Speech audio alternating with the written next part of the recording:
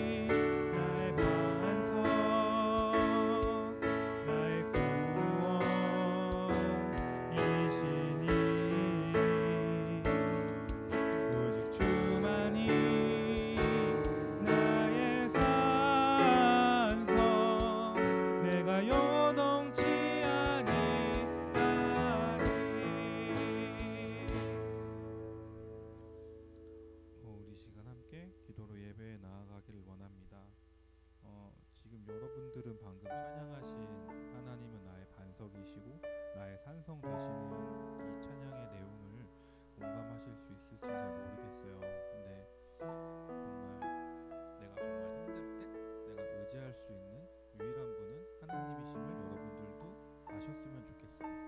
저도 학창 시절을 겪었었는데 정말 힘든 시절이 있었어요. 근데 어쨌든 그 어려운 시기는 지나가기 마련이고 그 어려운 시기를 어떻게 극복하냐에 따라서 여러분들의 앞으로의 생활에 큰 전환점이 될 수 있을 거예요. 우리 이 시간 다 같이 내가 어려울 때 하나님을 붙잡을 수 있는 그런 믿음을 달라고 나의 산성 되신 하나님을 찬양하는 마음을 담아서 다 같이 기도로 예배에 나아가길 원합니다. 다 같이 기도 드리시겠습니다.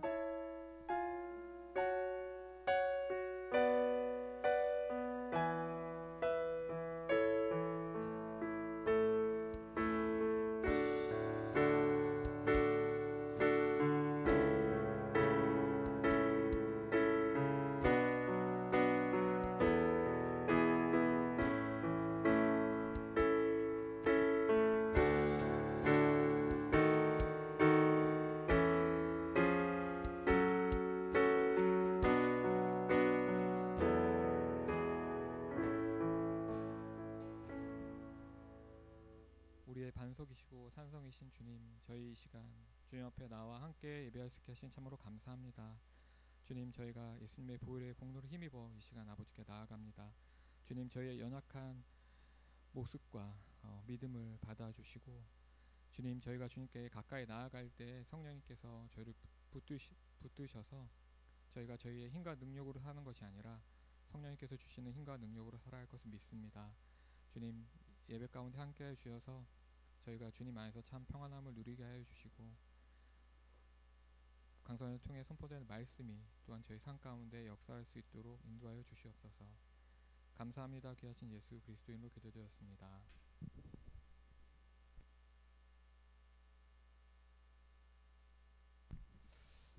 여러분, 한 주간 어떻게 잘 지냈나요?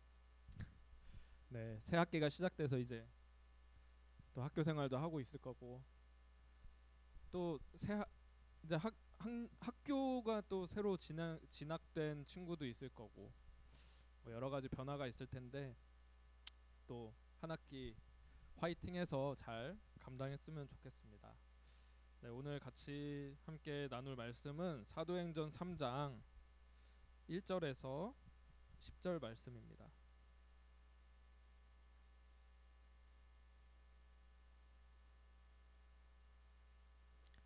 사도행전 3장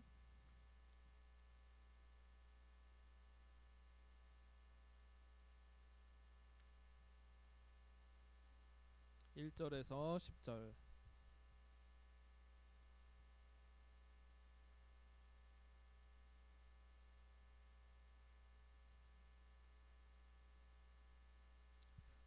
네, 찾았나요? 찾았으면 한 절씩 돌아가면서 읽도록 하겠습니다. 제9시 기도 시간에 베드로와 요한이 성전에 올라갈새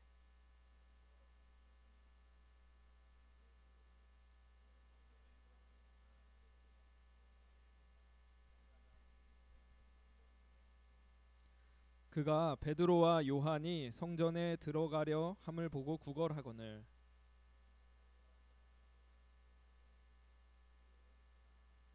그가 그들에게서 무엇을 얻을까 하여 바라보거늘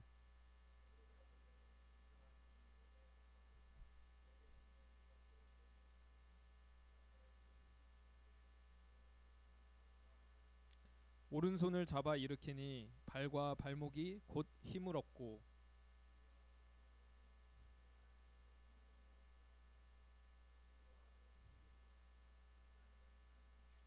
모든 백성이 그 걷는 것과 하나님을 찬송함을 보고 그가 본래 성전 미문에 앉아 구걸하던 사람인 줄 알고 그에게 일어난 일로 인하여 심히 놀랍게 여기며 놀라니라.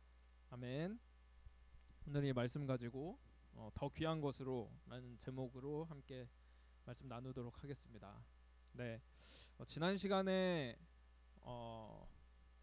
우리가 초대 교회의 모습, 이제 내가 세울 교회의 모습이라는 이름으로 이제 초대 교회를 보면서 교회의 5가지 특징에 대해서 우리가 지난주에 나눴어요. 기억나나요? 5가지 특징 혹시? 예배가 있었고, 예배, 교육, 교제, 그리고 구제, 그다음 전도였어요. 그렇죠? 근데 교회에 이런 여러 가지 특징들이 나타나게 되어 있고, 또 이 5가지 특징이 사실 이거 외에도 뭐 여러 가지 있을 수 있겠지만 이 5가지 정도로 정리를 한 건데, 이런 5가지 특징이 골고루게 잘 발달하는 것들이 그게 건강한 교회라고 볼 수 있다. 그래서 건강한 교회의 표지로서도 이 5가지를 이야기할 수 있을 것 같아요. 그래서 지난주 우리 공과 나눔을 할 때 우리 교회는 어떤가, 우리 모임은 어떤가, 뭐 이런 부분을 좀 나누었을 것 같은데, 여러분들은 우리 교회 그리고 이 공동체에 대해서 어떻게 좀 생각을 가지고 있으셨나요? 특별히 교회가 감당해야 될 이런 일들 가운데 좀 어렵게 느껴지는 게 있어요. 그게 뭐죠? 전도, 그쵸? 전도는 사실 우리에게 조금 약간 어렵게 느껴지고 좀 쉽지 않은 그런 어떤 영역인 것 같아요. 근데 왜 이렇게 전도가 어렵게 느껴질까? 전도가 왜 어렵게 느껴질까? 오늘 또 오랜만에 온 친구도 청소년부는 처음 왔고 초등부 때 봤던 얼굴 같은데, 이렇게 교회에 오라고 이렇게 초청하고 같이 함께 오는 이게 왜 이렇게 쉽지 않은 일일까? 여러분, 전도가 왜 왜 어렵게 느껴지세요? 네, 공과 시간에 다 나눴죠? 네, 우리가 전도하면은 좀 부담스러운 게 사실이에요, 그렇죠? 왜냐면 예수님에 대해서 잘 모르는 사람한테 예수님을 소개하고, 또 그것뿐만 아니라 예수님을 믿고 구원받아야 된다, 이런 것들을 이야기하는 것이기 때문에 부담스러운 것 같아요. 근데 왜냐면 이게 우리한테 부담스러운 이유는 사람들은 기본적으로 하나님과 반대편에 서려고 하는 그런 죄성이 있기 때문이에요. 그러니까 세상이 반대하는 걸 우리가 전하려고 하니까 그래서 부담스러운 거겠죠. 예수를 믿어라 라고 이야기하는 거는 네가 가진 삶에서 너가 죄인이라는 걸 인정하고 하나님 앞에 회개하는 삶을 살아야 된다, 요거를 전제하고 예수님을 믿으라고 말하는 것이기 때문에 큰 변화를 요구하는 거기 때문에 어쩌면 이제 부담스러울 수 있을 것 같습니다. 그래서 지난주에 아마 이렇게 이야기를 하면서 뭐 여러 가지 이야기가 나왔겠지만, 왜 전도하기 부담스럽냐 했을 때 이게 강요처럼 느껴져서 전도하기 참 부담스러운 그런 마음이 있는 것 같아요. 여기 뭐 여러 가지 이유가 있겠지만 크게 뭐 이런 이유가 있겠죠. 하나는 한국 교회의 전도 방식이 되게 강압적이잖아요, 그렇죠? 예수 천국, 불신 지옥. 그러니까 예수를 믿어야 천국 가고 안 믿으면 지옥 갑니다. 뭐 이런 식으로 되게 강요하듯이 강압적으로 이렇게 다가오는 게 우리나라 어쩌면 이 교회들의 전도 방법이었기 때문에 이런 식으로 이렇게 전도를 하는 게 되게 부담스럽게 느껴지기도 하고 되게 강요처럼 느껴지는 마음이 들기도 하는 것 같아요. 그 이단들도 요즘 많이 활동을 하잖아요. 이단들이 막 적극적으로 활동을 하다 보니까 우리도 막 누군가를 강요하고 막 이렇게 되면 우리도 뭔가 조금 이상한 단체 혹은 이단스러운 그런 모습, 이런 모습으로 보여지지 않을까, 이런 생각 때문에 조금 전도가 부담스럽고 꺼려지지 않나, 이런 생각이 듭니다. 또 하나는요, 왜 강요처럼 느껴질까 했때 아까 말했지만 일반적인 이 세상에서의 가르침과 반대되는 이야기이기 때문에 그래요. 반대되는 이야기를 하기 때문에 나는 그냥 지금 잘 살아가고 있는데 내가 죄인이라니, 회개하고 돌이켜야 된다니, 그러니까 사람들에 대해서 반대되는 이야기를 해야 되는 거고, 그게 좀 어쩌면 그 사람이 원하지 않는 거를 이야기해야 되기 때문에 강요처럼 느껴지지 않을까, 이런 생각이 듭니다. 근데 결국에는 이 사람이 그 필요에 대해서 모르기 때문에 이게 강요처럼 다가오게 되는 거죠. 자, 오늘 본문을 볼게요. 오늘 본문에서 베드로와 사도 요한이 성전으로 가는 길이었어요. 성전으로 가는 길인데 유대인들은 이제 정해진 기도 시간이 있어서 하루 3번 기도했다고 해요. 근데 그 중에 한 번인 제9시, 오늘 제9시라고 돼 있는데 이 유대인들의 시간은 우리랑 정반대라고 그래야 되나? 6시간 차이 난다고 생각하면 돼요. 그러니까 제9시라고 되어 있는데 오후 3시에 기도하려고 성전에 가고 있었어요.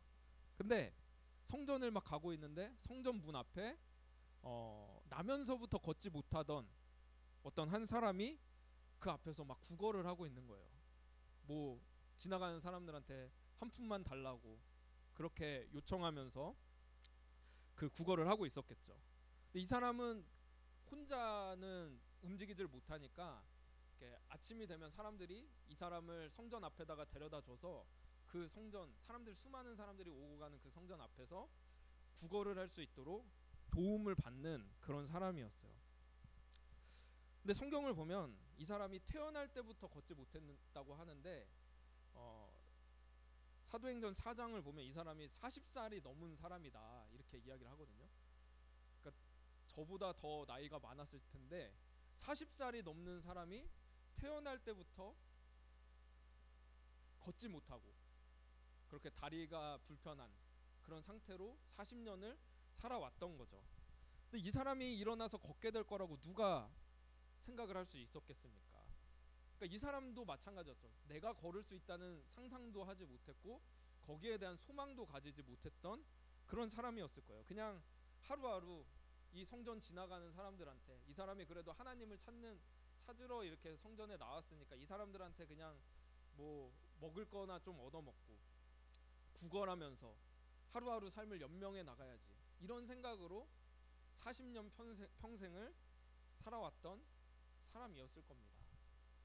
그나마 누군가 이렇게 도와줘서 성문 앞에 데려다 줘서 성전 문 앞에서 사람들한테 손을 벌려 이렇게 도움을 받을 수 있었던 거지 이 사람 스스로는 아무것도 할 수 없는 그런 사람이었을 거예요.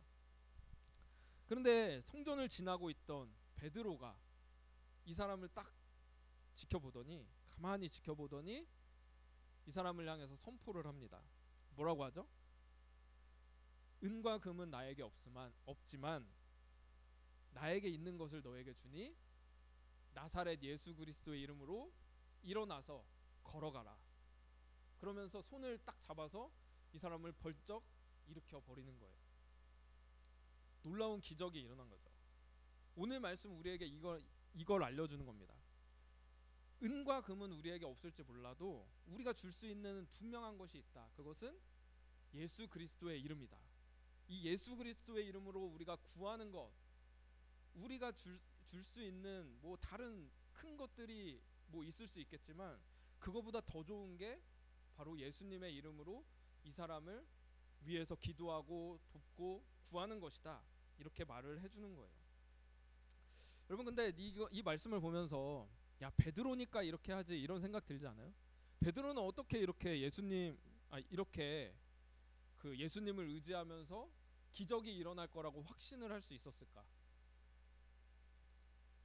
예수님의 가장 첫째 되는 제자였기 때문에 그럴 수도 있겠죠. 근데 예수님이 하신 약속의 말씀이 있기 때문에 이 베드로는 그 말씀을 믿고 이렇게 오늘 예수님의 이름으로 병자를 고칠 수 있었어요.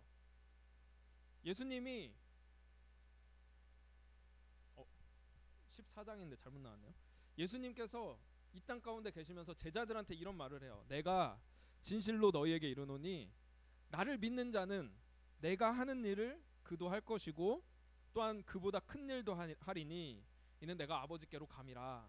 그래서 너희가 내 이름으로 무엇을 구하든지 내가 행할 것이다. 내 이름으로 무엇이든지 내게 구하면 내가 행할 것이다.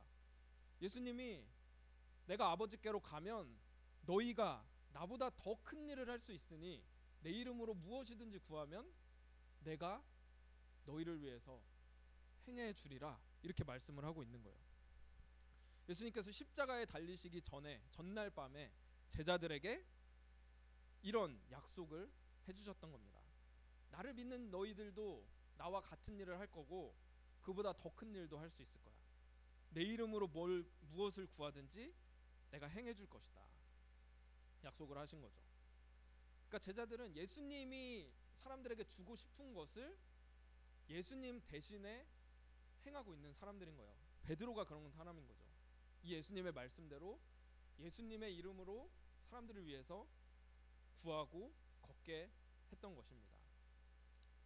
그러면 예수님이 하는 일을 너희들도 할 것이다 이렇게 말씀을 하셨는데 예수님의 일이란 뭘까요? 예수님이 무슨 일을 하셨을까? 여러분, 예수님이 이 땅 가운데 오셔서 하신 많은 일들이 있잖아요. 그렇죠? 뭐 기적도 행하시고 병자도 고치시고 뭐 귀신도 쫓아내시고 수많은 일들을 하셨는데 예수님이 하신 일에 대해서 이런 말씀이 있습니다. 큰 무리가 다리 저는 사람과 장애인과 맹인과 말 못하는 사람과 기타 여럿을 데리고 와서 예수 앞에 나왔더니 고쳐주셨다. 말 못하는 사람이 말하고 장애인이 온전하게 되고 다리 저는 사람이 걸으며 맹인이 보는 것을 무리가 보고 놀랍게 여겨서 이스라엘 하나님께 영광을 돌리니라. 여러분, 우리가 잘 알다시피 예수님이 오셔서 이런 병자들을 고치셨어요. 뭐 다리 저는 사람, 장애인, 맹인들, 말 못하는 사람, 이런 사람들을 고치셨어요. 근데 예수님이 이런 기적을 행하셨을 때 그냥 이 사람들이 불쌍하기도 했지만 그냥 불쌍해서 이런 기적을 행한 것이 아니었어요. 예수님께서는 하나님께서 미리 예언하셨던 일들을, 그 말씀을 성취하기 위해서 이 일들을 하셨던 거죠. 구약 성경에 이사야 선지자가 이런 말을 합니다. 그때 저는 자는 사신같이 뜰 것이며 말 못하는 자의 혀는 노래하리니. 방금 예수님이 하셨던 일을 구약 성경의 이사야 선지자가 그때가 오면, 그날이 오면 이 일들이 일어날 건데 저는 자가, 그러니까 다리를 못 쓰는 자가 사슴처럼 뛰게 되고 말 못하는 자는 노래하고 이런 일들이 일어날 거다. 근데 그때가 언제냐면 예수님이 오셔서 그 일을 성취하셨던 거예요. 예수님이 오시기 전 700년 전에 했던 이 예언을 예수님께서 구원자로 오셔서 이 일들을 성취하셨다라는 거죠. 그러다 보니까 한 번은 예수님께서 막 이런 일들을 하고 계실 때 세례 요한 아시죠? 세례 요한이 감옥에 갇혀 있는데 갑자기 예수님에 대한 의심이 생기는 거예요. 예수님이 오시면, 이 구원자가 오실 때가 되면 사실은 이 세상을 심판하고 우리 유대인 이스라엘을 구원해 주신다고 하셨는데 예수님이 오셔서 세상을 심판하는 게 아니라 계속 막 죄인들이랑 어울러 다니고 막 이런 병자들이랑 함께 다니면서 고치시고 이런 일들을 하니까 세례 요한이 당신이 정말 구약에서 예언한 메시아가 맞습니까? 구원자가 맞습니까? 이런 의심이 막 생기기 시작해요. 그래서 제자들을 보내면서 예수님에 대해서, 예수님이 그 구약에 예언한 메시아가 맞습니까? 이걸 질문합니다. 그때 예수님이 세례 요한에게 이 말씀을 하세요. 예수님이 대답하여 이르시되 너희가 가서 보고 들은 것을 요한에게 알리되 맹인이 보며 못 걷는 사람이 걸으며 나병 환자가 깨끗함을 받으며 귀 먹은 사람이 들으며 죽은 자가 살아나며 가난한 자에게 복음이 전파된다 하라. 그러니까 예수님이 행하고 계시는 이 모든 일들이, 가난한 자를 고치고 병든 자를 일으키는 이것들이 구약에서 예언한 메시아가 올 거라는 사실에 대한 확증 아니냐. 너가 구약 성경에 봤던 예언엔 뭐라고 적혀 있냐? 그때가 오면 구원자가 이 일들을 행할 거라고 하지 않니? 그러면서 하나님의 그 약속하신 말씀, 구원자가 오시리라는 말씀이 정말 사실이구나. 예수님이 행하시는 이 기적을 보면서 하나님이 정말 이 세상을 구원하러 오신 거구나. 이것을 깨닫게 하고 증명을 하셨던 겁니다. 또 한 번은 예수님이 기적을 일으키신 일이 있었을 때 이런 일이 있었어요. 태어날 때부터 눈이 멀었던 맹인이었던 사람의 눈을 뜨게 한 적이 있었는데 그 유대인들이, 다른 사람들은 그 예수님의 기적을 보고도 저 사람 구원자라고 할 수 없어. 그걸 인정하지 않아요. 그랬더니 맹인이 이렇게 이야기를 합니다.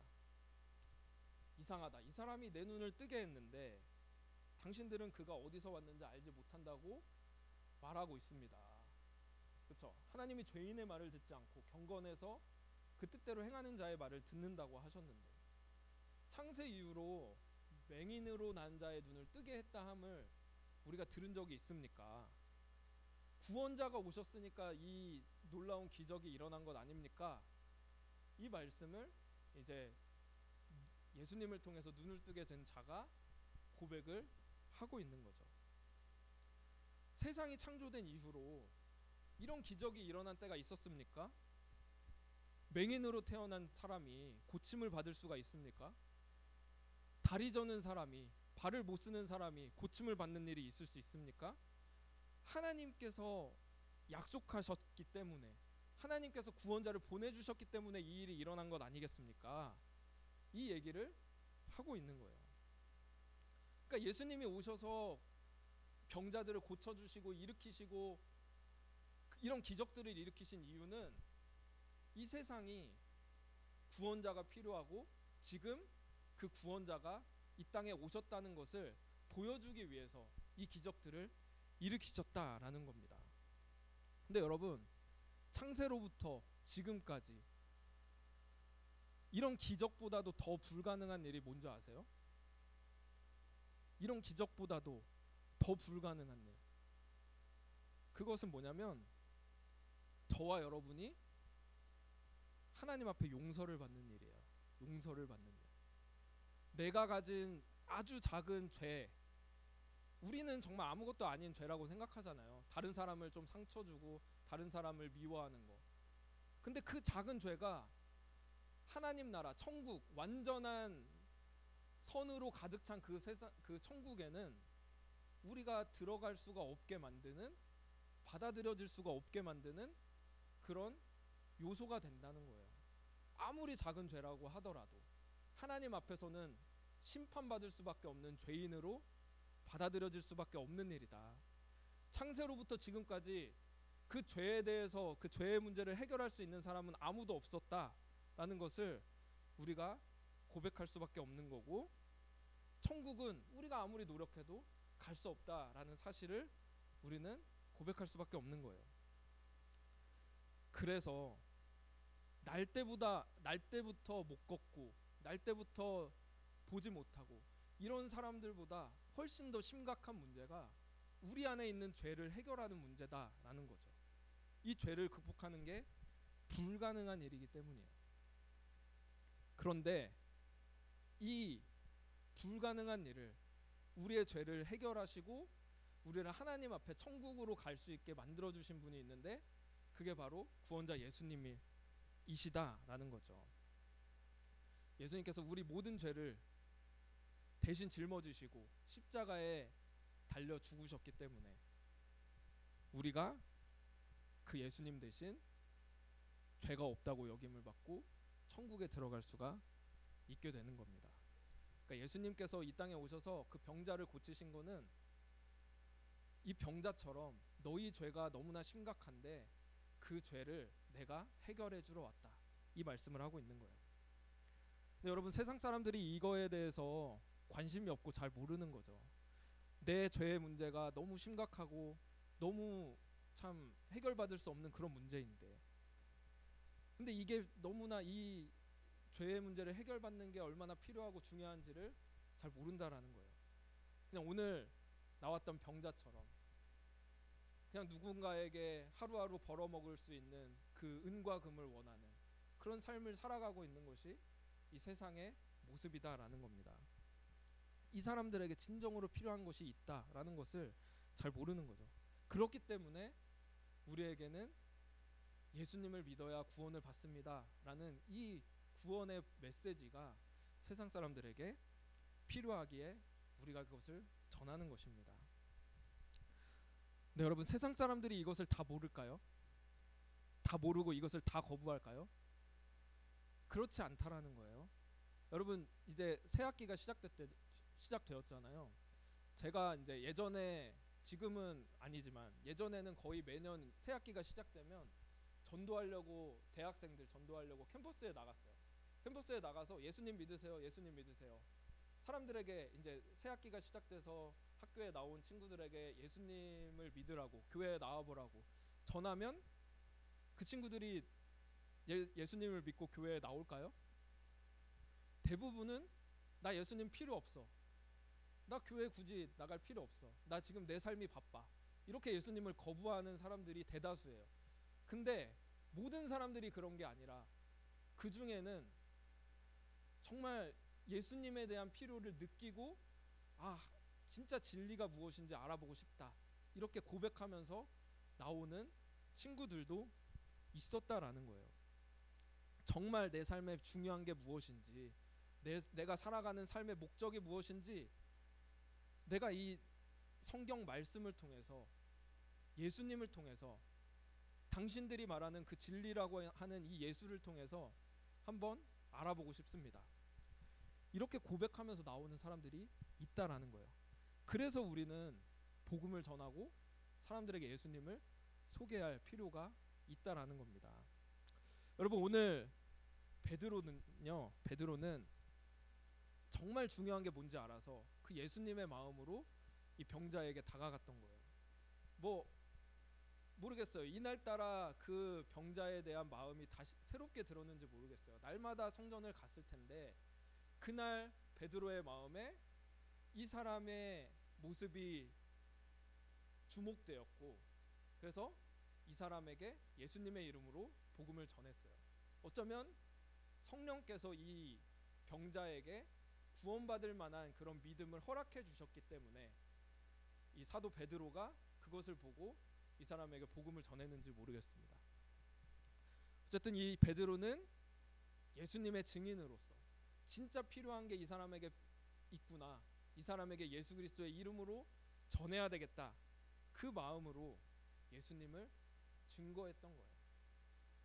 근데 이 베드로가 한 것이 자신의 힘으로 한 것일까요? 그렇지 않다는 거죠. 성령께서 오셔서 성령께서 예수님의 하신 일을 계속해서 교회를 통해서 이루어가고 계신 것이고, 지금도 저와 여러분을 통해서 이 일들을 이루어가기를 원하시는 것입니다. 여러분, 베드로가 할 수 없는 일이었지만 예수님의 이름을 의지해서 그것을 감당했던 것처럼 저와 여러분, 이 세상에서 정말 필요한 것이 예수님의 이름이라는 것을 고백하고 사람들에게, 정말 이 복음의 진리가 필요한 자들에게 이 복음의 메시지를 함께 나누어 들려줄 수 있는 우리 저와 여러분 됐으면 좋겠습니다.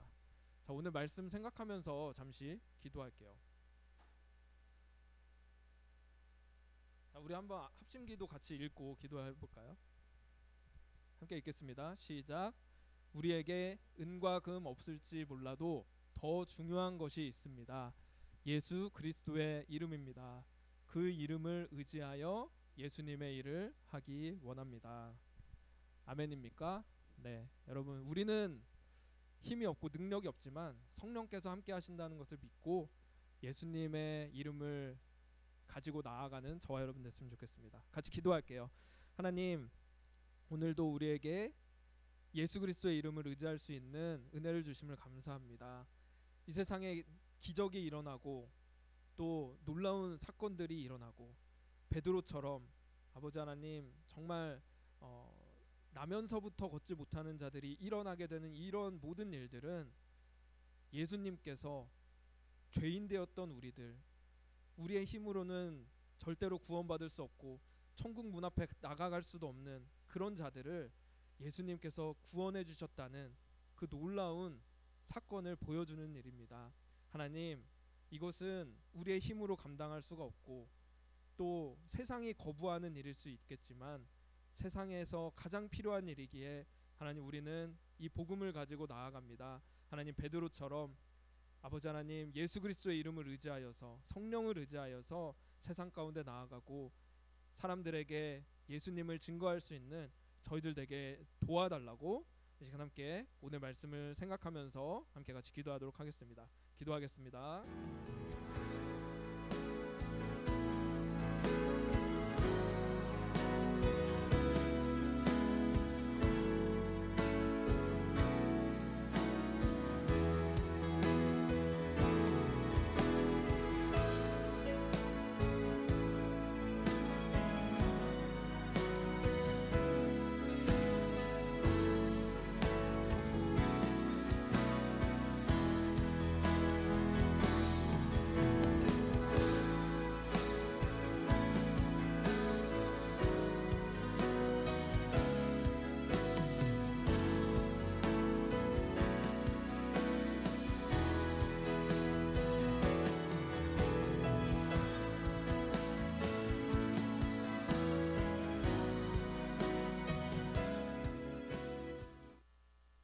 하나님 아버지 감사합니다. 베드로의 고백처럼 은과 금 같은 참 화려한 것은 우리에게 없을지 모르겠지만 우리에게는 예수 그리스도 그 구원의 이름이 우리에게 있음을 고백합니다.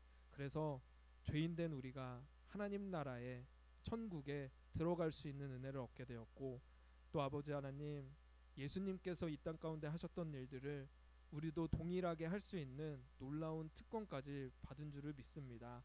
하나님, 우리도 예수의 이름으로 세상 가운데 나아가게 도와주시고, 또 이 필요를 잘 모르는 자들에게 하나님 예수님의 그 놀라운 은혜들을 나누며 증거할 수 있는 저희들 되도록 하나님 인도해 주시고 함께하여 주시옵소서. 모든 말씀을 감사드립니다. 오늘도 주님 앞에 가지고 나온 헌금을 하나님께서 기쁘게 받아주시고 주님 나라 위에 귀하게 쓰임받는 우리 친구들 되게 도와주세요. 감사드리며 예수님의 이름으로 기도드립니다. 아멘. 우리 준비한 헌금 드리는 시간 갖도록 하겠습니다.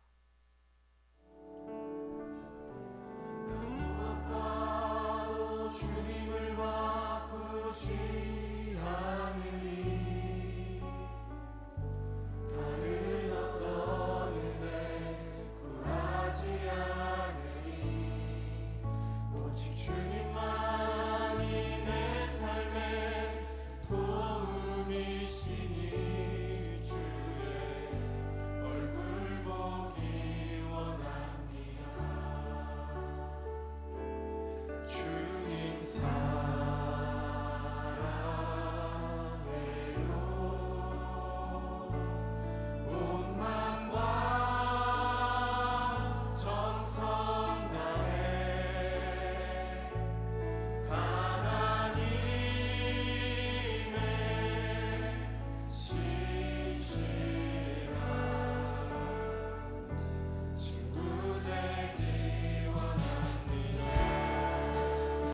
시간입니다.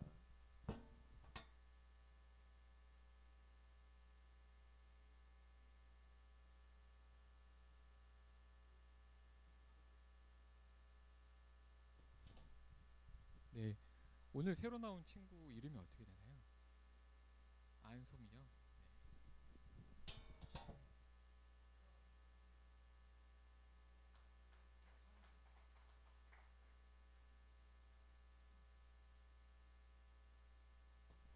6학년 친구니까 만나면 반갑게 서로 인사해 주세요.